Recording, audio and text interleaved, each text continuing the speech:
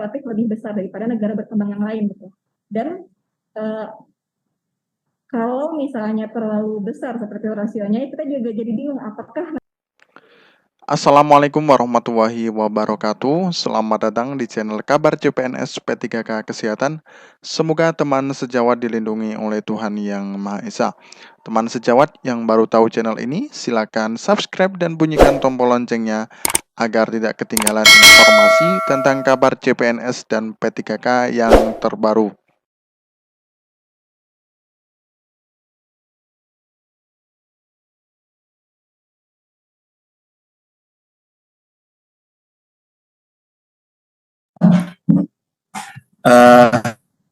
Kita mulai ya Bapak Ibu, terima kasih sudah hadir di kegiatan kali ini. Pertama-tama saya mau menyapa dulu nih teman-teman di luar sana, calon pelamar P3K atau yang memang sudah sedang mengikuti proses seleksi ataupun masyarakat pada umumnya yang bergabung di kanal YouTube BKN Go ID. Terima kasih sudah menyaksikan event ini. Semoga apa yang kami sampaikan di sini dapat membantu teman-teman semua ya dalam menyelesaikan rangkaian seleksi P3K tahun 2022 yang lompat ke tahun 2023. Yang kedua, sebelum masuk ke topik acara, saya mau mengenalkan dulu teman-teman di BKN yang sudah hadir sebagai narasumber pada kegiatan siang ini. Pertama ada Ibu Titin atau Bu Sri Ningsih, biasa kita panggil Bu Titin. Beliau dari Direktorat Pengadaan dan Kepangkatan. Mungkin bisa disapa dulu Ibu, teman-teman yang menyaksikan melalui YouTube BKN Go ID. Ya, selamat siang teman-teman semuanya, salam sehat semuanya ya. Baik, terima kasih Ibu. Kemudian yang kedua juga hadir di sini ada Mas Auditya Nugraha atau biasa dipanggil Mas Audit. Beliau dari Direktorat Pengembangan Sistem Informasi Kepegawaian. Boleh disapa Mas Audit, teman-teman yang menyaksikan via YouTube? Ya. Assalamualaikum warahmatullahi wabarakatuh. Selamat siang teman-teman. Baik, terima kasih. Kemudian yang terakhir ini berdua dari Direktorat Direktorat Pengelolaan Data dan Penyajian Informasi Kepegawaian. Di sini ada Mas Aryo dan ada Mbak Ana. Ya, selamat siang warahmatullahi wabarakatuh. Oke, ini Mbak Ana dari Frozen bukan ya? Oke. Hanya sekedar aja biar nggak ini. Baik, terima kasih Bapak Ibu atau teman-teman sudah menyempatkan diri hadir di kegiatan ini karena memang saat ini seperti kita ketahui bersama kita sudah masuk di tahapan rangkaian seleksi P3K itu sudah masuk di tahapan pasca seleksi ya.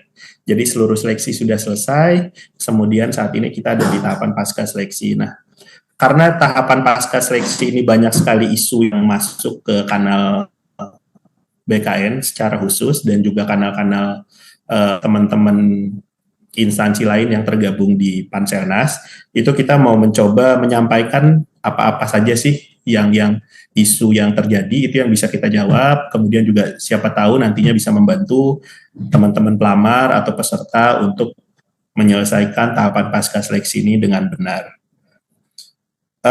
Tanpa berlama-lama, dari tim monitoring media sosial BKN, Bapak Ibu, kami sudah menarik data ya. Kira-kira ada isu apa saja yang paling banyak diterima oleh BKN sampai dengan tadi siang. Itu kira-kira ada top 10 ya atau 10 teratas yang bisa kita bahas di sini. Semoga dengan bahasan itu nanti jumlah permohonan informasi bisa berkurang karena otomatis kalau permohonan informasi berkurang berarti teman-teman pelamar sudah tercerahkan, kurang lebih seperti itu ya.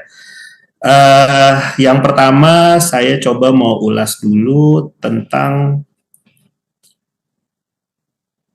ini menarik Bapak Ibu. Jadi di luar sana saat ini sudah jadi trending tagar gugur massal P3K.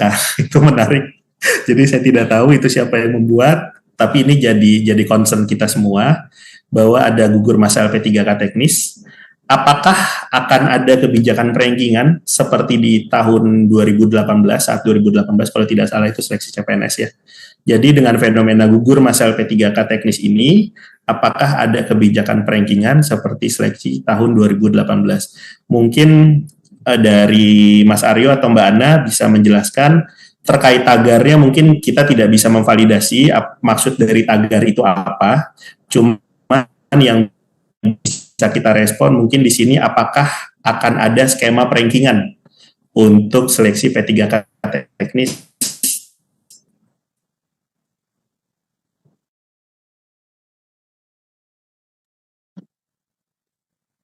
Oke, izin ya teman-teman, untuk fenomena ini, saat ini kan Menteri Pendayaan Aparatur Negara dan Reformasi Birokrasi atau Menpan RB telah meminta BKN untuk membuat simulasi nih dan kajian terkini terkait dengan lulusan di dalam seleksi P3K. Hal ini menyusul banyaknya masukan kepada dari teman-teman juga, baik secara langsung ataupun kepada Pak Menteri ya, mengenai nilai ambang batas atau passing grade-nya. Jadi saat ini masih dilakukan simulasi dan progresnya masih dalam kita exercise kita bilangnya. Mungkin Mbak Ana bisa menambahkan. Ya, izin teman-teman Bapak Ibu. Jadi memang sebagaimana yang disampaikan tadi oleh rekan kami, gitu ya, bahwa saat ini memang kita masih berpatokan sejauh ini kepada passing grade atau nilai ambang batas seperti itu. Nah, namun dalam hal kita mengevaluasi bahwa tingkat kelulusannya masih relatif kecil seperti itu ya, maka dari Pansana sendiri mencoba membuat suatu simulasi untuk keterisian formasinya itu dapat dioptimalkan lagi seperti itu. Namun tim kami sendiri saat ini berkoordinasi dan masih melakukan simulasi dan berbagai kajian seperti itu. Jadi kita masih sama-sama menunggu prosesnya seperti itu ya teman-teman. Jadi untuk itu jangan lupa jangan dilewatkan untuk selalu mengecek berita terbaru atau yang terupdate yang disampaikan melalui kanal-kanal resmi yang disampaikan oleh Menteri Pan RB atau dari BKN. Oke, terima kasih Mas Aryo, Mbak Ana. Jadi ini menjawab nih ya. Jadi kalau pertanyaannya banyak sekali, memang pertanyaannya apakah akan ada skema perankingan. Jadi saya ulas lagi atau saya tekankan lagi, pasca kemarin Pak Menteri dan Kepala BKN menyampaikan pernyataan, mungkin ya teman-teman juga mungkin sudah pada melihat bahwa akan ada kebijakan yang merespons rendahnya tingkat kelulusan mungkin ya dari P3K teknis, cuman kebijakannya seperti apa, mohon doanya teman-teman di BKN saat ini sedang menyusun, sedang melakukan exercise tadi ya yang dibilang Mas Aryo. Jadi semoga dalam waktu dekat hasilnya dapat kami sampaikan ke Panselnas seperti itu. Kita lanjut ke pertanyaan kedua terbanyak yang masuk. Ini di sini jadi ada kekhawatiran. Nah ini ada kaitannya tadi dengan yang nomor 1. Jika nantinya ada kebijakan perankingan, apakah hal tersebut akan mempengaruhi kelulusan peserta yang sudah lulus passing grade atau dapat statusnya P/L? Nah ini lucu sih pertanyaannya. Tapi monggo dijawab dari Mas Aryo atau Mbak Ana, silakan. Ya, nah izin lagi ya teman-teman ya. Jadi jika memang terjadi seperti itu ya penyesuaian, dalam hal ini penyesuaian nilai ambang batas atau passing grade, sebenarnya tidak perlu dikhawatirkan apakah nantinya yang dari sebelumnya berstatus telah lulus menjadi tidak lulus seperti itu, karena yang kita sesuaikan dalam hal ini adalah nilai ambang batasnya seperti itu. Jadi kalau bukan dari ada faktor yang lain gitu ya, jadi kalau hanya sekedar menyesuaikan nilai ambang batas, maka tentu saja hal ini tidak akan mengganggu kepada kelulusan yang sebelum dilakukan penyesuaian passing grade seperti itu Mas Berry. Jadi kita coba nantikan aja gitu gimana formulasinya supaya bisa optimal seperti itu ya seleksi kali ini gitu. Jadi jangan khawatir rekan-rekan sekalian gitu yang sudah dinyatakan lulus seperti itu tidak akan terdampak dengan adanya penyesuaian passing grade ini. Gitu. Baik, terima kasih Mbak Ana. Mas Aryo mungkin mau nambahin? Jadi kalau yang dipikirkan ini kan lebih kepada yang masih belum lulus passing grade ya, karena yang membataskan kita lihat kan mungkin ada ada jumlah secara persentasenya tidak banyak ya. Jadi yang kita pikirkan itu adalah bagaimana caranya passing grade ini bisa menyesuaikan dengan nilai-nilai yang sudah mengikuti seleksi gitu. Oke. Jadi kita boleh ya berandai-andai di sini ya. Jadi karena pertanyaannya juga berandai-andai karena kita belum tahu, karena baru saja kemarin Pak Menteri dan Pak Kepala BKN menyampaikan akan ada kebijakan skema untuk merespons tingkat kelulusan P3K yang rendah. Kemudian kita berandai-andai akan ada perankingan, bisa dikatakan begitu ya, ini masih berandai-andai. Nah, apakah nanti perankingannya mempengaruhi teman-teman yang sudah lulus, itu dapat kita sampaikan tidak mungkin ya.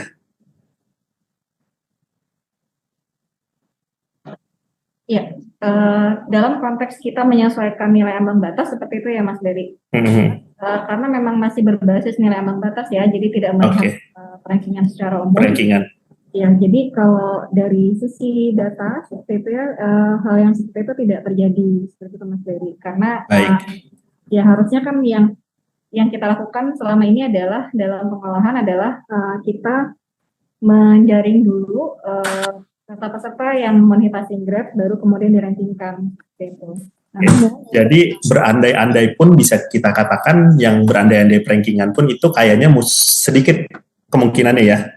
Yang benar itu penyesuaian nilai ambang batas begitu ya.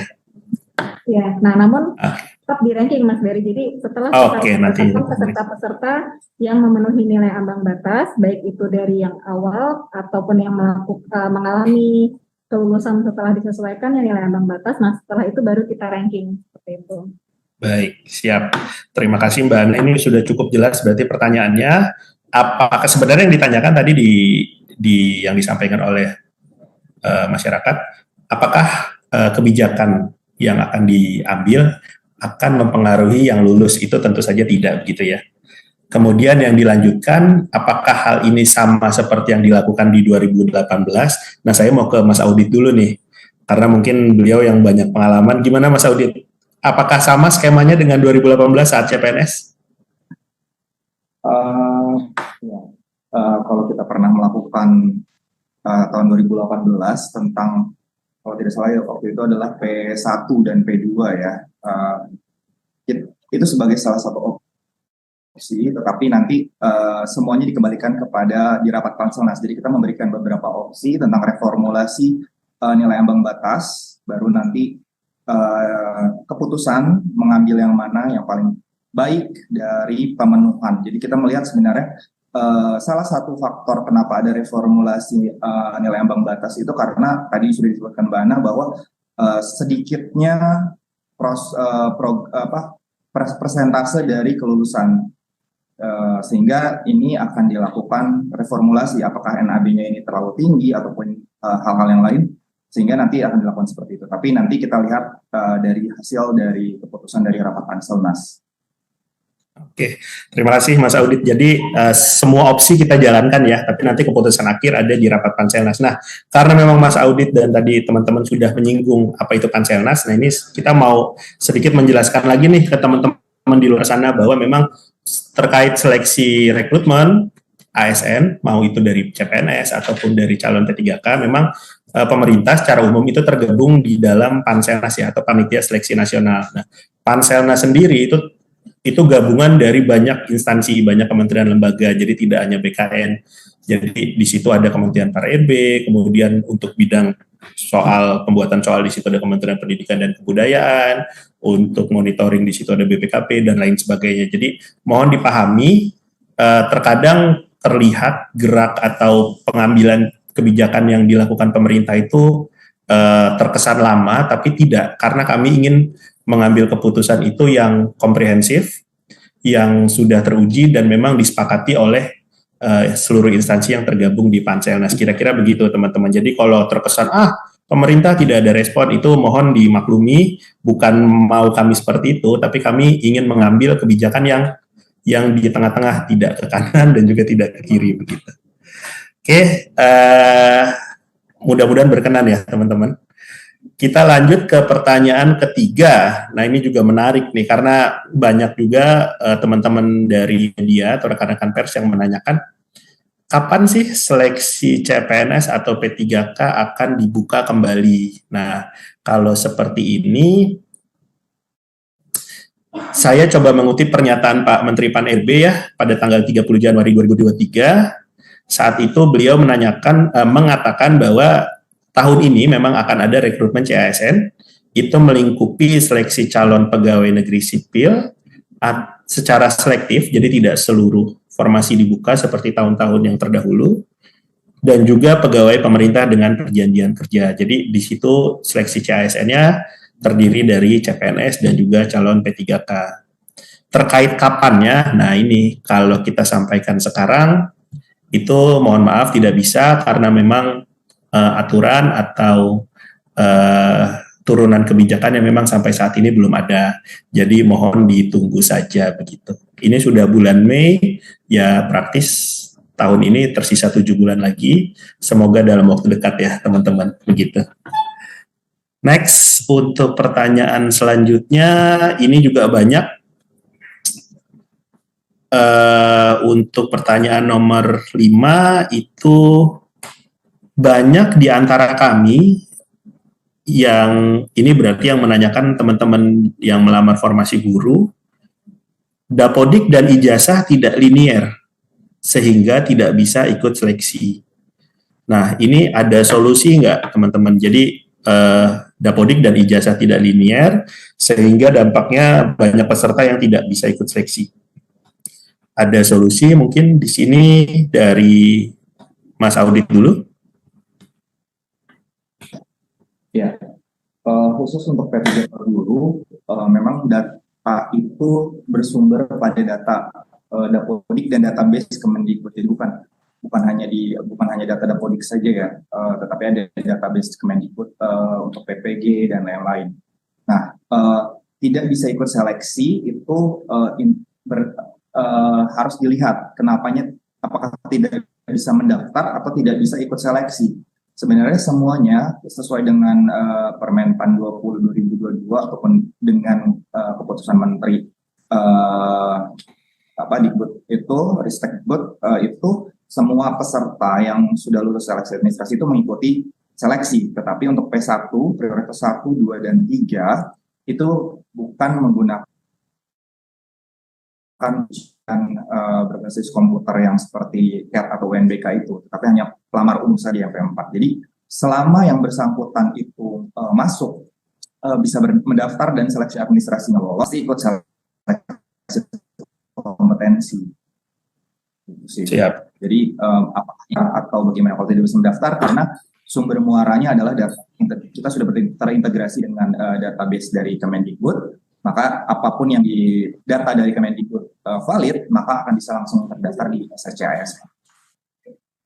Oke, Mas Audit, terima kasih. Mungkin PDPIK mau menambahkan dari Mbak Ana atau Mas Aryo?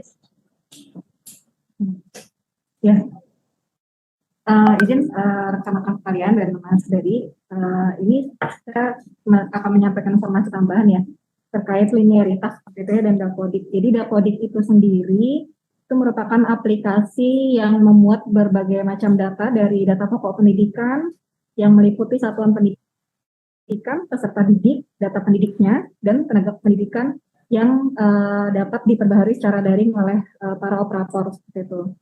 Nah, aplikasi ini dikembangkan dan dikelola oleh Dirjen PAUD Pendidikan Dasar dan Menengah di Kemdikbud-Dikti seperti itu. Jadi sekali lagi dapodik itu dikelola oleh Kementerian Pendidikan dan Kebudayaan itu. Nah, kemudian dalam hal keterkaitannya dengan seleksi CSN ya. Jadi kita di sini melihat bahwa sebenarnya terkait Serdik sendiri itu telah diatur di Permendikbud nomor 16 tahun 2019 seperti itu ya. Nah, di dalam Permendikbud ini tidak diatur bahwa guru yang telah bersertifikat pendidik itu harus linear antara bidang studi serdiknya dengan kualifikasi akademik atau ijazahnya seperti itu. Namun yang wajib itu adalah linearitas antara mata pelajaran yang diampu dengan serdiknya ataupun mata pelajaran yang diampu dengan kualifikasi akademiknya atau ijazahnya seperti itu. Nah, dalam seleksi P3K guru sendiri pada tahun 2022 kemarin, itu linearitas Serdik dengan mata pelajaran itu diatur dalam SE Ditjen GTK tentang linearitas seleksi P3K guru tahun 2022 nomor 4757 garis miring B garis miring GT titik 01 2022 tentang kualifikasi akademik dan sertifikat pendidik dalam pendaftaran seleksi P3K untuk jabatan fungsional guru tahun 2022. Nah, jadi ini kemungkinan setiap tahun akan diatur secara berbeda seperti itu. Nah, kemudian menambahkan lagi sesuai dengan ketentuan umumnya di Permentan 20 tahun 2022 di pasal 7 ini bahwa pelamar atau peserta seleksi guru itu adalah seseorang yang memiliki sertifikat pendidik dan atau kualifikasi pendidikan dengan jenjang paling rendah sarjana atau diploma 4 yang sesuai dengan persyaratan. Jadi ini saling mendukung satu sama lain antara Permentan dan SE Ditjen GTK tentang linearitasnya seperti itu. Ya, kurang lebih seperti itu Mas Dery. Oke, Mbak Ana, Mas Audit, wah komprehensif sekali ya nih. Satu pertanyaan tapi breakdown-nya panjang. Jadi ini teman-teman yang menyampaikan pertanyaan tadi, semoga tercerahkan.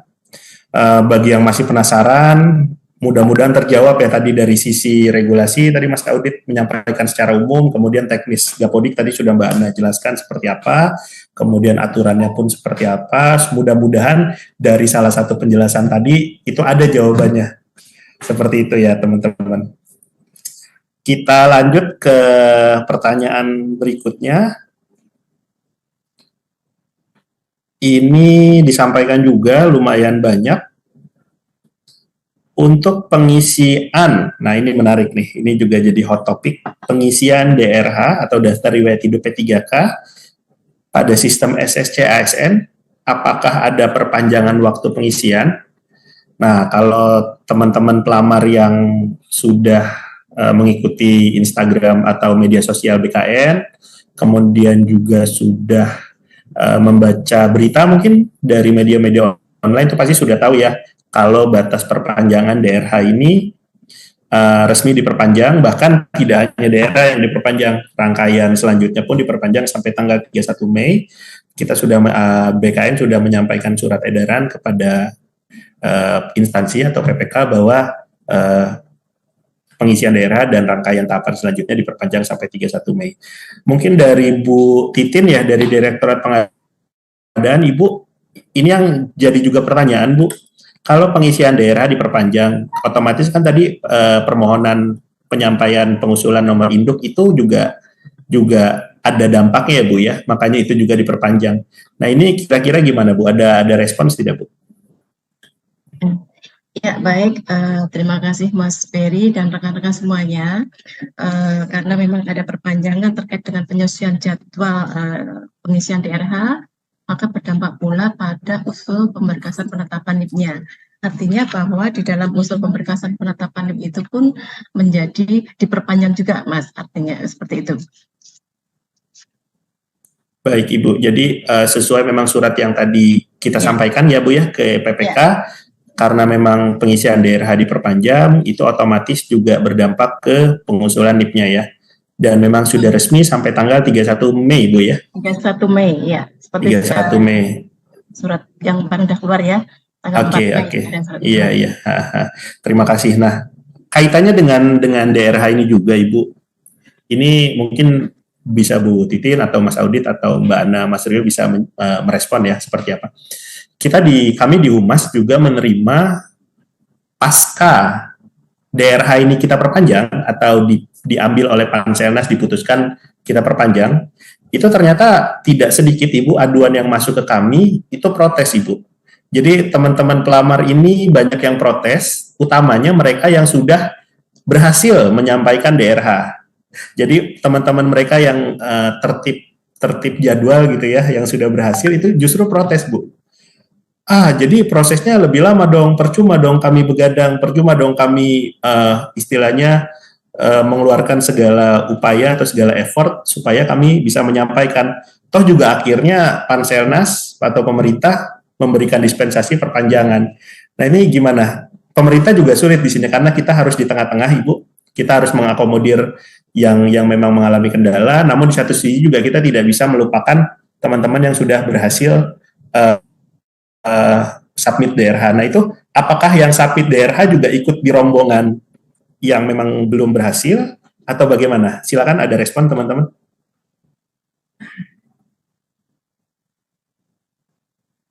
Ya, menjawab. Jadi sebenarnya tadi sudah disebutkan bahwa perpanjangan DRH ini ada beberapa reasonnya ya. Pertama, tadi sampai 3 Mei, sampai tanggal 3 Mei itu baru 80%-an lah ya yang sudah submit. Penurunan passing grade, simulasi penurunan passing grade itu juga dikarenakan rendahnya kelulusan. Jadi kalau misalnya kita samakan juga, nanti akan ada terjadi kekosongan formasi. Walaupun formasinya sudah terisi, tetapi kekosongan dalam penetapan NIP. Nah, di mana kan untuk yang sudah mengundurkan diri, khusus untuk guru di Permenpan 20, yang mengundurkan diri itu tidak bisa mengikuti tahun depan ya, periode selanjutnya, khusus untuk P3K guru. Jadi memang ini kebijakan yang memang diambil agar tidak kosong, ataupun pada saat penetapan itu tidak banyak yang ternyata tidak jadi ASN atau P3K gitu. Jadi ini salah satu kebijakan yang diambil pemerintah untuk semuanya agar terisi. Dan juga memang banyak, ini bukan hanya dari Panselnas atau BKN saja dan Menpan dan instansi lainnya, tetapi Pemda atau BKPSDM dan instansi pemerintah daerah itu mengusulkan kepada Panselnas untuk perpanjangan pengisian DRH, dikarenakan banyak sekali permasalahan seperti surat kesehatan yang memang keluarnya atau dilakukannya sangat membutuhkan waktu, ataupun SKCK, ataupun ternyata ada hal-hal lain seperti pengunduran diri yang memang ternyata akun dari si P3K gurunya itu digunakan oleh orang gitu ya, diberikan passwordnya sehingga seolah-olah dia mengundurkan diri, ternyata oknum tersebut yang mengupload surat pengunduran diri. Itu sangat banyak sekali aduan kepada BKN untuk dicek kembali, sehingga salah satunya itu adalah itu untuk perpanjangan DRH. Jadi instansi pun sampai sekarang masih mengirimkan kepada kami tentang pengunduran diri yang memang tidak dilakukan oleh yang bersangkutan, dikarenakan kita ingat bahwa waktu P3K guru itu ada Google Form yang disebar untuk memasukkan password dan nick untuk dibantu waktu itu, untuk dibantu pengurusannya dan lain-lain. Ternyata di situ username dan passwordnya kemungkinan dipakai oleh oknum tersebut untuk mengundurkan diri orang-orang yang lulus. Jadi memang ini adalah salah satu kebijakan pemerintah untuk memperpanjang DRH. Oke, ada tambahan? Oke, menarik yang disampaikan Mas Audi tadi. Jadi kami garis bawahi yang diperpanjang ini untuk pengisian daerah untuk P3K guru aja, Mas Audit ya. Jadi untuk yang di luar itu tidak termasuk dalam aturan ini. Kemudian untuk yang kedua, ini tadi menarik yang disinggung Mas Audit. Jadi kami menyayangkan teman-teman. Jadi praktek yang menurut kami salah ketika akun atau kredensial akun itu disebar. Jadi mau itu disebar ke petugas sekolahan misalnya, ataupun ke saudara, rekan, kerabat. Nah itu sebenarnya itu sudah salah, karena tidak sedikit tadi yang disampaikan Mas Audit, ternyata itu berdampak krusial ya Mas Audit ya. Jadi banyak yang disalahgunakan, menyebabkan juga kerugian pada diri sendiri dan lain-lain. Nah ini mohon jadi pelajaran ke depannya, tidak hanya bagi teman-teman yang di P3K guru ya, teman-teman P3K lain juga mungkin kredensial akun pendaftaran atau akun SSC ASN-nya mohon dijaga baik-baik. Apabila kesulitan untuk mengisi atau melakukan unggah dokumen, itu mohon digunakan cara terbaik mungkin, tidak dengan menyebarkan akun pribadinya ke orang lain seperti itu, karena bisa merugikan diri sendiri. Mungkin itu yang bisa kami sampaikan terkait perpanjangan DRH. Selamat bagi teman-teman yang memang mengalami kendala kemarin, dan juga dengan adanya perpanjangan ini jadi masih memiliki waktu. kami ingatkan jangan mepet-mepet ya. Karena seperti kita ketahui, dimanapun, di belahan dunia manapun, itu fenomena ketika sudah mepet-mepet, itu pasti akan terjadi kepadatan transaksi data, yang mana akan berdampak juga ke teman-teman. Jadi kalau bisa dimulai segera saat ini ya, segeralah, karena tidak sedikit juga teman-teman kalian yang lain itu ternyata sudah berhasil dari jauh-jauh hari, sesuai jadwal yang memang kita tentukan, gitu.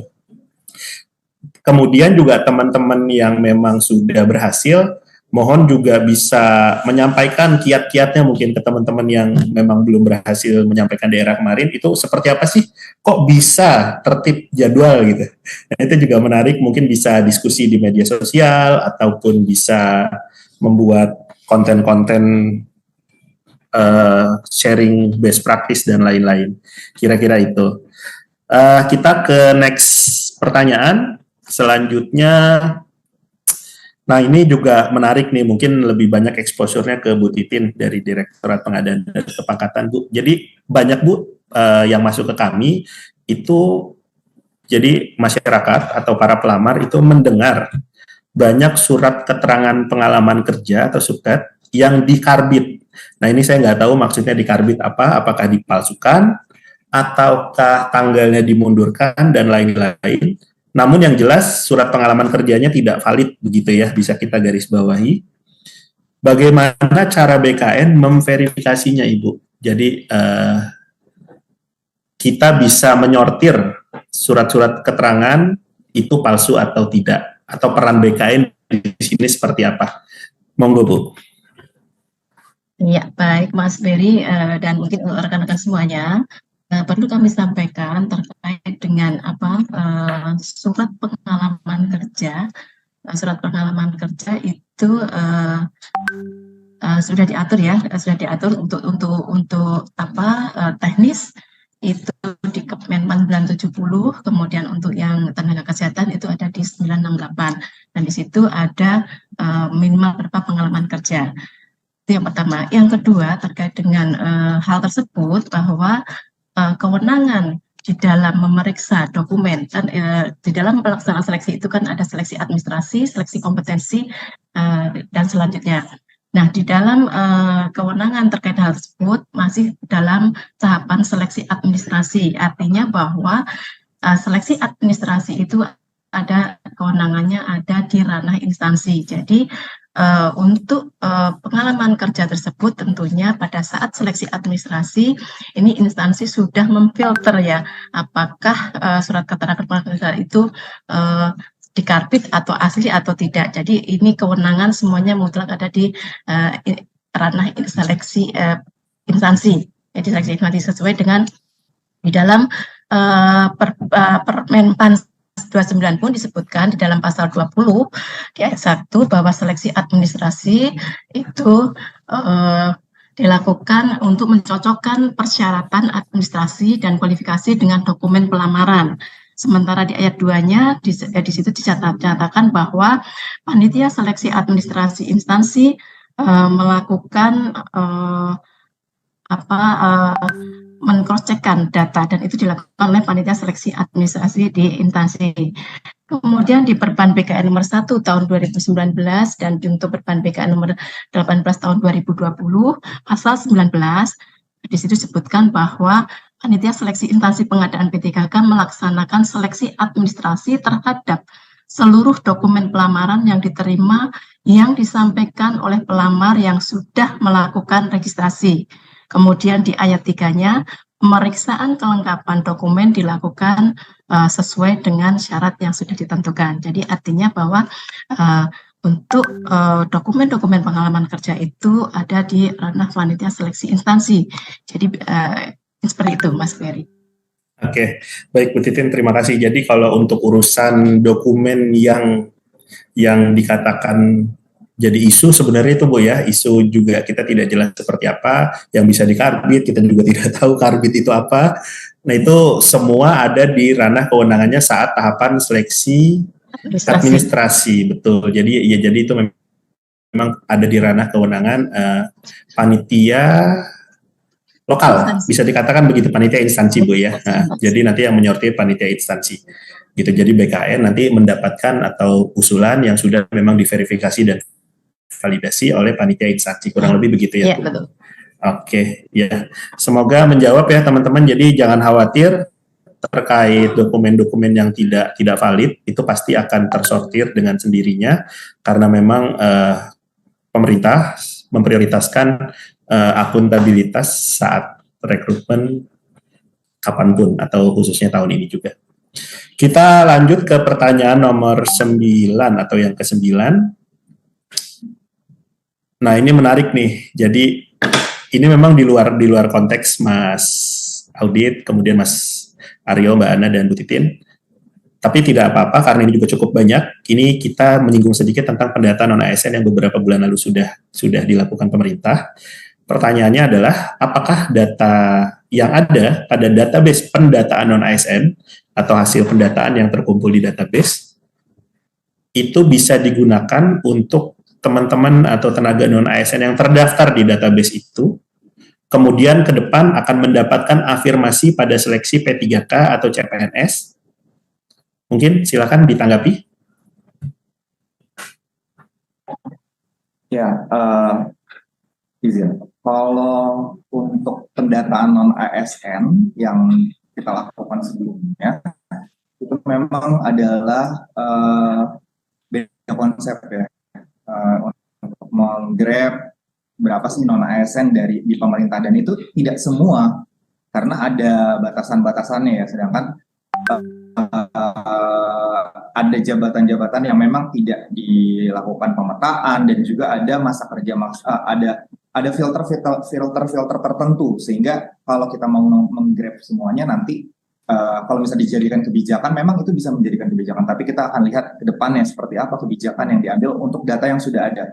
Sebenarnya itu nanti akan diberi data itu sudah dianalisa dan sudah diberikan kepada tim yang memang sedang menganalisa data non-ASN itu, sehingga ini kebijakannya nanti buat ke depan gitu. Seperti apa sih potret dari non-ASN di Indonesia ini dari semua pemerintah? Karena ada juga yang tidak didaftarkan atau yang seharusnya didaftarkan tapi tidak didaftarkan dan lain-lain. Nah, ini masih dalam proses analisa sih dari data tersebut. Jadi kalau apakah bisa digunakan itu mungkin nanti kebijakan lain, mungkin nanti dari kementerian atau instansi yang memang akan mengeluarkan kebijakan dari data itu. Tapi memang database-nya ada di kami di BKN dan kami juga sedang menganalisa itu. Oke, jadi bisa dipastikan bahwa untuk saat ini apakah itu bisa digunakan? Nah, kita belum tahu ya. Yang jelas datanya masih kita analisa terus gitu ya, Mas Audit ya. Dari Mas Aryo atau Mbak Ana mungkin ada tambahan merespon pertanyaan ini?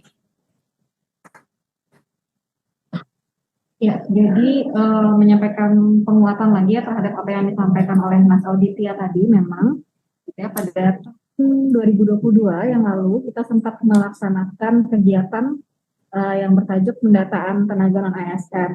Nah, kegiatan ini tujuannya adalah sebenarnya untuk melakukan pemetaan, penataan, penyusunan kebijakan dan pengawasan terhadap data non-ASN yang ada di seluruh instansi pemerintah di Indonesia, baik itu pemerintah pusat maupun pemerintah daerah. Nah, tentu saja di sini kita tidak lepas dari syarat-syarat atau ketentuan yang telah diatur oleh Kementerian Pan-RB. Jadi kita juga melaksanakan kegiatan itu berdasarkan dengan regulasi atau kebijakan yang telah disusun oleh Kementerian Pan-RB. Nah, dalam hal ini BKN melakukan fasilitasi secara teknis seperti itu. Nah, untuk selanjutnya terkait dengan afirmasi seperti itu ya. Nah, maka itu sendiri merupakan produk dari hasil kajian dari pemerintah, dalam hal ini Kementerian Pan-RB, kemudian kita support gitu ya dengan dukungan data seperti itu untuk diolah sedemikian rupa dan menghasilkan kebijakan yang terbaik seperti itu ya bagi Indonesia, seperti itu berdasarkan juga berbagai macam informasi yang bisa dijadikan bahan dalam penyusunan kebijakan ini. Nah, nantinya kita tunggu saja gitu ya hasil dari kajian dari pemerintah pusat ini seperti apa, seperti itu ya nanti kita tunggu saja launchingnya seperti itu. apakah di 2023 ini gitu atau di tahun yang mendatang seperti itu. Intinya pemerintah sangat concern terhadap hal ini dan berusaha menghasilkan kebijakan yang terbaik seperti itu tentu saja untuk pembangunan Indonesia. Seperti itu Mas Berry. Oke, terima kasih Mbak Ana. Mas Aryo mungkin ada yang ingin tambahkan singkat? Apa sudah cukup?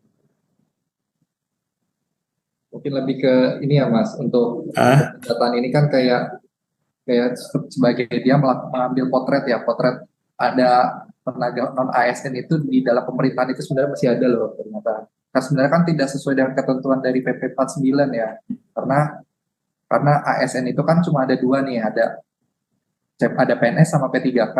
Jadi pendataan ini kan untuk meng-capture aja gitu, kondisi dari masing-masing instansi, baik instansi pusat ataupun daerah, bahwa masih ada tenaga yang dianggap sebagai non ASN gitu. Seperti itu Mas. Oke, baik, terima kasih. Jadi ini menjawab ya teman-teman. Jadi walaupun pertanyaannya tadi apakah database teman-teman di sana yang masuk tenaga non ASN itu bisa digunakan afirmasi, sekaligus juga ini bisa kita sampaikan bahwa kegiatan pendataan tenaga non ASN kemarin sebenarnya pemerintah itu dimaksudkan untuk memotret kondisi tenaga non ASN yang bekerja di instansi pemerintah.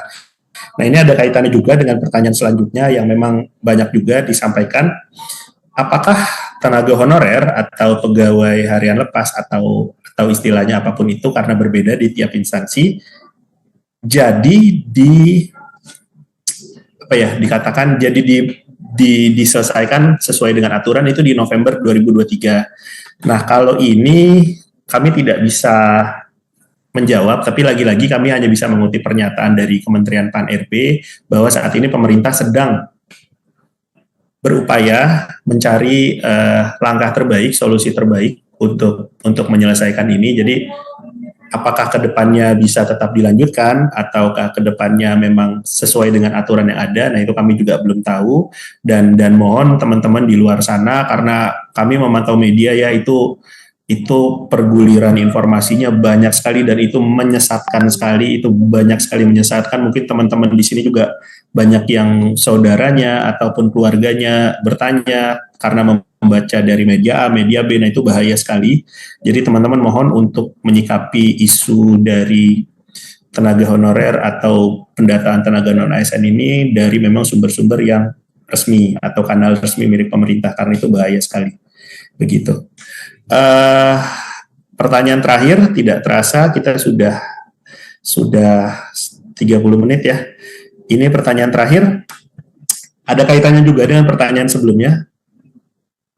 Jadi banyak tudingan ke pemerintah terkesan menganak-emaskan honorer nih, gitu. Jadi banyak tudingan kita menganak-emaskan honorer. Bagaimana nasib para fresh graduate yang ingin mengabdi? Nah, saya bingung nih, mengabdinya seperti apa nih? Mengabdi ke negara gitu atau mengabdi melalui jalur bergabung sebagai ASN? Nah, kita mengasumsikan yang bertanya ini fresh graduate yang ingin mengabdi menjadi ASN. Ini seperti apa tanggapannya dari teman-teman di sini? Apakah memang benar kita menganak-emaskan teman-teman honorer untuk diangkat menjadi calon ASN? Kemudian untuk kesempatan dari fresh graduate lain di luar sana yang non tenaga honorer itu seperti apa? Mungkin bisa pandangan pribadi ya, mungkin ini Mah ya, tidak mewakilkan pemerintah secara umum. Silakan dari Bu Titin dulu mungkin Bu.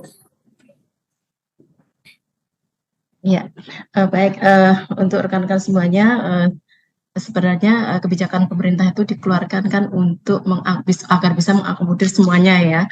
Tapi memang ada yang plus, ada minus, tadi tergantung dari sisi penilaiannya masing-masing. Nah, bagi rekan-rekan semuanya yang mungkin yang masih fresh graduate ya, fresh graduate tentunya terkait dengan kebijakan pemerintah untuk tahun ini, di awal sudah disampaikan oleh Pak Berry bahwa akan ada rekrutmen untuk CPNS maupun P3K. Nah, artinya bahwa teman-teman kalau memang mau mengabdi sebagai ASN yang untuk fresh graduate, yang tentunya dalam notabene belum mempunyai pengalaman kerja ya, karena untuk P3K ini kan syaratannya harus mempunyai pengalaman kerja sesuai dengan ketentuan yang diatur di masing-masing instansi pembinaan dan jabatan fungsional tersebut. Artinya teman-teman bisa mencoba untuk berkompetensi melamar ke dalam formasi yang CPNS, yang tentunya memang yang tahun ini tidak semuanya dibuka, karena kan memang hanya khusus untuk yang sifatnya tidak semuanya, artinya tidak semuanya bisa melamar, karena hanya jabatan-jabatan tertentu yang bisa dilamar, yang tadi disampaikan kejaksaan, kehakiman, atau gini. Mungkin itu Mas Berry mungkin bisa jadi bisa berkompetensi ya, teman-teman semuanya semangat, dengan patah semangat ya. Oke, terima kasih Bu Titin tuh. Terima kasih banget Bu saran dan masukannya. Kita ke Mas Audit, Mas. Ada buat yang para fresh graduate yang utamanya nih. Ada saran mungkin karena sudah lama mengabdi? Silakan Mas. Ya, sama sih seperti disampaikan Bu Titin tadi, karena kalau tahun ini memang kita fokus di P3K, yang dimana harus mempunyai pengalaman kerja, tapi pemerintah memang membuka tahun ini untuk CPNS, dan juga mungkin setiap tahun kita membuka untuk sekolah kedinasan sebenarnya, sekolah kedinasan. Walaupun sekolah kedinasan biasanya untuk yang SMA, lulusan SMA gitu ya. Intinya untuk tahun ini mungkin nanti akan ada kebijakan juga untuk CPNS, misalnya tadi sudah disebutin untuk beberapa jabatan saja, nanti mungkin bisa dilakukan, mungkin nanti akan ada pengembangan dan lainnya, kita tunggu saja. Tetapi intinya teman-teman dapat melamar, masih dapat melamar untuk CPNS ataupun untuk P3K mungkin bisa mencari pengalaman kerja dulu di tempat lain gitu ya, sampai masuk P3K kalau misalnya buka lagi. Mungkin itu sih kalau dari Siap, terima kasih Mas Audit. Jadi kalau tadi Bu Titin menyarankan tahun ini bakal ada sih, ditunggu aja ya untuk CPNS, yang mana kesempatan untuk fresh graduate terbuka lebar. Nah kalau Mas Audit mungkin lebih ke yang rentang usianya lebih muda lagi nih. Jadi teman-teman yang fresh graduate dari SMA mungkin Mas Audit ya. Jadi bisa bergabung di ada namanya sekolah kedinasan, itu juga jalur untuk nantinya diangkat menjadi CPNS. Nah, selanjutnya ke Mas Aryo dan Mbak Anan yang relatif mungkin lebih baru bergabung di BKN, yang masih notabene nama punggung fresh graduate-nya masih ada lah gitu. Gimana Mas, ada tanggapan? Sebenarnya sama kayak Mas Audit ya. Jadi intinya ya pasti pemerintah akan memberikan kesempatan ya, maksudnya walaupun, tapi kan kita lihat saja kebijakan, karena kan kebijakan itu kan sifatnya dinamis ya, kita bisa melihatnya dari situasi dan kondisi yang ada, tapi kan kita melihatnya juga yang paling memungkinkan yang mana dulu sih. Cuman kan untuk saat ini memang pemerintah itu masih memfokuskan untuk merekrut lebih banyak ke tenaga kesehatan atau tenaga pendidik gitu. Oke, jadi memang kondisinya yang belum memungkinkan. Kemarin kita merekrut dari teman-teman fresh graduate begitu ya. Jadi mohon dimaklumi. Terakhir Mbak Ana, ada respon Mbak Ana terkait fresh graduate dan mengemaskan tenaga honorer ini atau diksi tersebut? Saya juga bingung bacanya. Emang silakan Mbak Ana. Iya, pakai anak mas tuh apa juga kita bingung. Silakan Mbak Ana. Iya, jadi kita ya sebagai generasi yang lebih muda seperti itu ya. Jadi jangan patah semangat, masih banyak jalan menuju Roma gitu ya. Jadi kalau misalnya niatan kita adalah untuk mengabdi kepada bangsa dan negara Indonesia, itu tentu saja banyak sekali jalannya seperti itu ya. Jadi not only menjadi seorang ASN seperti itu ya, bahkan untuk berkarya untuk negeri saja pun di BUMN sendiri juga bisa sebenarnya gitu ya. Kalau kita bisa melihat peluang yang lebih besar lagi seperti itu ya. Jadi sebenarnya pemerintah sendiri itu tidak pernah membatasi seperti itu ya, bagi anak-anaknya untuk bisa berkontribusi terhadap pembangunan negara kita ini seperti itu. Tinggal kita saja melihat dan memutuskan gitu ya, kita mau berkecimpung di dunia yang atau bidang bisnis yang mana seperti itu. Dan waktu yang kita lewatkan gitu ya untuk menunggu kapan nih gitu saya bisa lulus jadi ASN, itu sebenarnya kan merupakan pembelajaran bagi kita juga gitu. Apakah kita berusaha lebih keras gitu, atau misalnya kita mendapatkan pengalaman dalam hal kita menunggu sampai lulus, misalnya udah ada yang 12 kali ikut nih gak lulus misalnya gitu kan, atau yang baru lulus tapi kok nggak ada gitu ya formasinya gitu. Jadi jangan patah semangat, masih banyak jalan untuk mengabdi kepada negeri gitu ya. Jadi jangan cuman kita hanya melihat menjadi CSN saja gitu, karena kalau kita melihat secara global gitu ya, sebagai negara berkembang sendiri, rasio ASN di Indonesia itu sebenarnya relatif lebih besar daripada negara berkembang yang lain gitu. Dan kalau misalnya terlalu besar seperti rasionya, kita juga jadi bingung apakah nanti seluruh rakyat Indonesia ini menjadi ASN seperti itu ya Mas Berry. Ya itu Repot juga ya kalau begitu.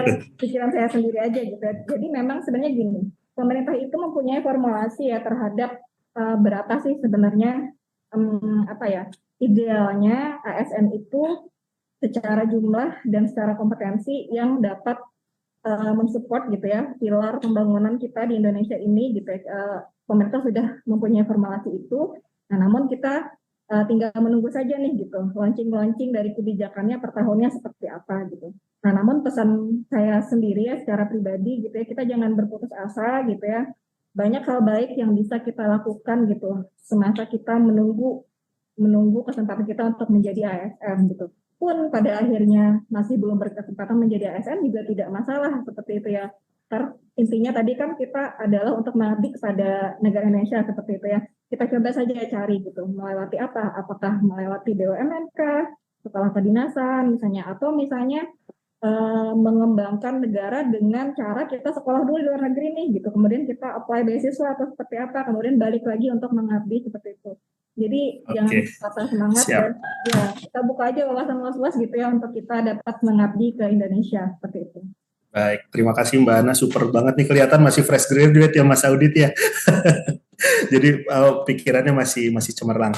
Oke, Bapak Ibu, tidak kerasa ya, ini sudah hampir 1 jam kita di sini menjawab keluh kesah dari teman-teman di luar sana. Dan bagi teman-teman di luar sana yang saat ini memang sedang mengikuti tahapan akhir P3K ataupun ke depan ingin mencoba bergabung menjadi ASN, itu kami harap bisa terbantu dengan adanya diskusi siang ini. Nah, menutup diskusi kita siang ini, terakhir kita kembali lagi ke tema awal. Saya ingin pesan singkat dari masing-masing narasumber yang di sini, mungkin motivasi bisa ataupun pesan yang untuk menghindari karena banyak sekali aduan-aduan tentang percobaan penipuan dan lain-lain, itu seperti apa, karena saat ini tahap pasca seleksi ini juga cukup krusial, banyak juga beredar SKSK palsu dan lain-lain. Nah itu mungkin pesan singkatnya dari Bu Titin seperti apa Bu untuk teman-teman yang saat ini sedang ada di tahapan pasca seleksi, seperti apa? Silakan. Ya baik, mungkin untuk rekan-rekan semuanya kita berpikir positif ya, artinya bahwa di dalam pelaksanaan seleksi ini tentunya ada regulasi-regulasi yang mengatur, artinya bahwa semuanya tentunya semua pelaksanaan itu sesuai dengan regulasi-regulasi yang ada ya. Jadi tetap positif, semangat, artinya jangan patah semangat teman-teman, artinya bahwa semua dari Pansas maupun instansi berpedoman pada aturan-aturan yang berlaku, yang tentunya itu tidak diharapkan tidak menyimpang dari hal-hal yang diinginkan. Mungkin itu ya Mas. Oke, terima kasih Bu Titin. Jadi tetap semangat, tetap positif, dan juga percaya pada regulasi yang ada. Mas Audit, singkat aja Mas.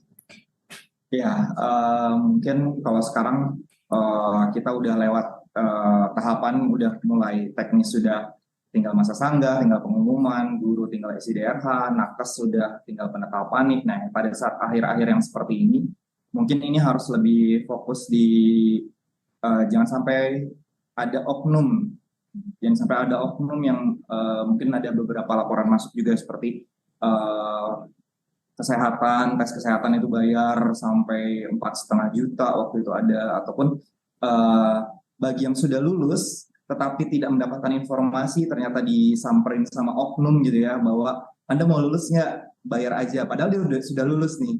Nah, ini mungkin para peserta itu harus tetap memantau, memonitoring pada di website instansi, ataupun jika instansinya memang belum mengeluarkan pengumuman, bisa dipantau di website BKN, sehingga dia yang bersangkutan tahu, atau langsung login saja ke login SSCASN-nya, jadi tahu yang bersangkutan lulus atau enggak. Jadi jangan mendapatkan informasi dari kanal atau apapun informasi yang lain gitu, sehingga kita sudah tahu banget banyak yang memang dia sudah lulus tapi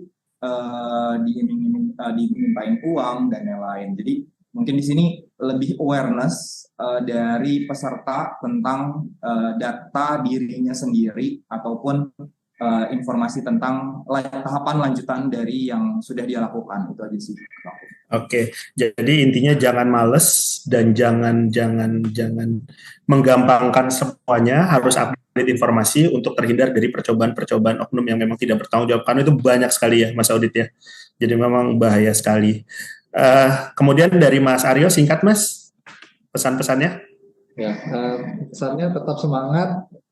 Nantikan pengumuman resminya baik dari web SSC ASN, dari login masing-masing user atau dari website BKN ataupun website instansi yang mengadakan P3K ya, yang mengadakan seleksi P3K.